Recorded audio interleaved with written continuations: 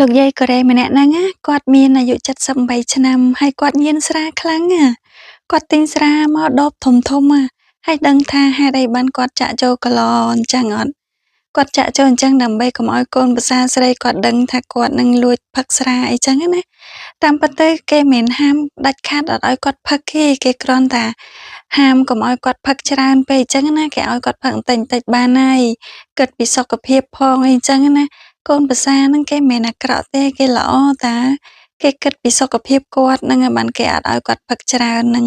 ហើយបើគេដឹងថាគាត់ផឹកច្រើនទិញដបធំៗអញ្ចឹងមកគេឃើញគេដឹងតែគេយកចាក់ចោលម្ដាយក្មេកអ្នកណាគេប្រាថ្នាខ្លះនេះឥឡូវនេះ 그쵸. 진심을 몰라주니까 뭐 위험하다든지 지저분하다든지 이 며느리 잔소리에 기분 상해버린 거죠. 같이 있어봤자 뭐 싫은